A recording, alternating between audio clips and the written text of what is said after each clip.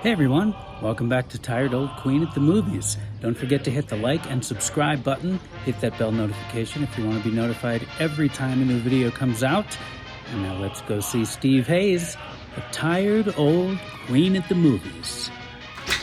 Hi, John. Come on in. Johnny, we hadn't done a Betty Grable musical. And I just loved her, and I thought it was time we paid tribute to the #1 pinup of World War II. And so, of all of her musicals, I chose Pinup Girl from 1944, directed by Bruce Humberstone and starring Betty Grable, John Harvey, Martha Raye, Joe E. Brown, and Eugene Pallett.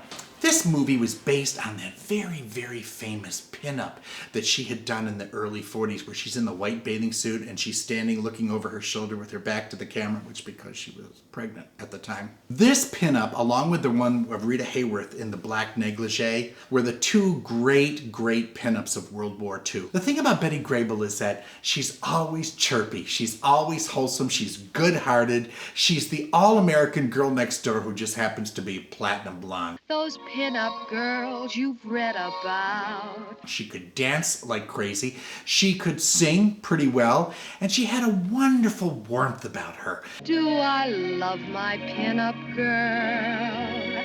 Bet your life I do. So no matter how ridiculous the plot lines were of a lot of her movies, she just overcame it because you couldn't stop watching her, especially in Technicolor. Now, they paired her up in this movie with a guy named John Harvey. He came out from Broadway. He did two movies. He did this, and he did a movie called Four Jills in a Jeep, which was about Martha Raye and Carol Landis and Kay Francis and Mitzi Mayfair when they entertained the troops overseas. He just didn't take to movies. He's very earnest in this movie. That, my friend, is an understatement. But it didn't really go anywhere, and he was sort of a routine leading man. He was just he had a lot of good energy, and he was gone. Not goodbye, just good night. The basic plot of the movie is this. Her name is Lori, and she is the queen of the Hollywood Canteen in Minnesota. She's also a little bit of a compulsive liar. Why do you always have to tell fibs? I don't tell fibs. Quiet. I just make things up.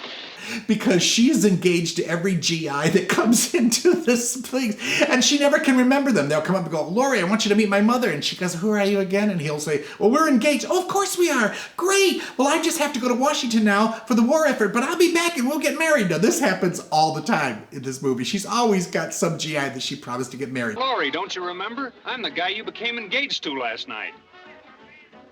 George, of course. This is a typical musical comedy plot. It makes no sense, but it works. You buy all the conceits. She then supposed to go to Washington with her friend Dorothea. Instead, they bypass and they go to New York because she wants to meet the celebrities, and she gets into this nightclub. She lies her way in. How could you look him in the eye and tell him we were expecting Tommy Dooley? Well, he's important. The head waiter knows him. And it worked, didn't it? We're in. So she's in this nightclub, and in comes the big war hero, who's the hero of Guadalcanal. And his name is Tommy Dooley. And he comes in, and they lock eyes, and of course she's instantly in love. She's got another potential fiancé. Well, I don't suppose there need be any rush about it. Martha Raye is the star of this canteen, and she's fabulous. She's just up in energy and everything else. You just heard that jitterbird. She's got her eye on him as well, so she's kind of jealous of Betty Grable. Oh, now I think I'm beginning to get the angle. They lie through their teeth and they say, We're a musical comedy. Betty goes, yeah, I am. And they go, well, do you know any of the numbers? Maybe you'd like to sing us a number. So Betty tells them that her name is not Lori Jones, which it is, but Lori Lorraine. Lori Lorraine. She gets up and she sings this song, and she instantly is a star. Listen, children, listen to your teacher. You gotta know your figures if you wanna be considered bright. Well, then the next day, she has to go to the war office where she's supposed to be going in Washington, and he has followed her to Washington thinking that she's going to be in this nightclub, and in reality, she's going to do secretarial work for one of the generals, who's played by Eugene Pallett. Cheap Barney Briggs, lashed and battened down to a desk. Eugene Pallett was in a lot of comedies, mostly Preston Sturges comedies in the 40s. He always talked like this, you know.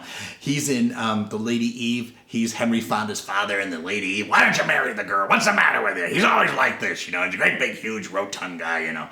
And she's his stenographer. Well, she she's in the building going into his office, and she looks and she sees Tommy Dooley, who's followed her from New York, come down. So she goes into a bathroom and instantly becomes a stenographer. Now this is the thing, this has been a conceit since Shakespearean times, where a character plays another character and you're supposed to suspend your disbelief that they don't resemble each other and nobody recognizes her. So she goes in and pulls her hair back and puts on glasses, and instantly he doesn't know who she is.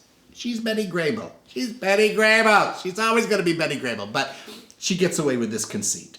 Miss Jones, it's Mr. Dooley. How do you do? You work with him till he gets his report out. Use that office in there. Yes, sir. That's all.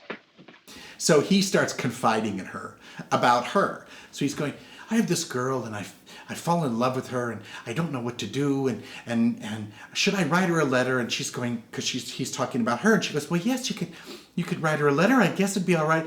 Wow, I should go with a girl like you who's kind of plain and real. Betty Grable, plain and real. Anyway, there you go. I mean, it reminded me of... No, couldn't be. So they're opening up a new nightclub, and it's Joey Brown. Ask me anything. It's done. Okay? I want you to put Miss Lorraine in your show. They do this number in this movie. They were all done with Hermes Pan, who had choreographed all of the Fred Astaire and Ginger Rogers movies. He was also a producer at RKO. He does a dance, an apache dance with Betty Grable that's really great in this.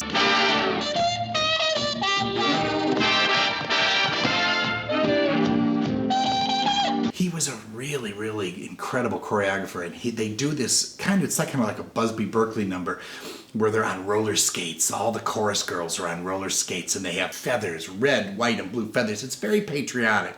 It's also shot in the most incredible Technicolor this side of Leave Her to Heaven. I'm telling you, this movie is pops everywhere, pops.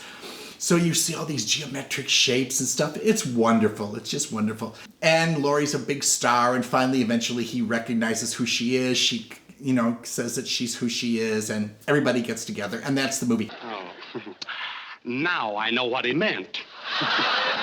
The co-stars in this movie, Martha Raye. Oh, Martha Raye was the best. Martha Raye was a vaudeville girl. She was born in Butte, Montana when her parents were on a vaudeville tour. She grew up backstage. There was no way she wasn't going to be on stage.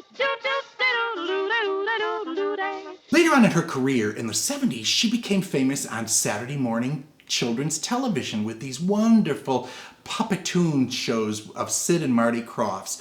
One of them was H.R. Pufnstuf, which starred Oscar nominee Jack Wilde from Oliver.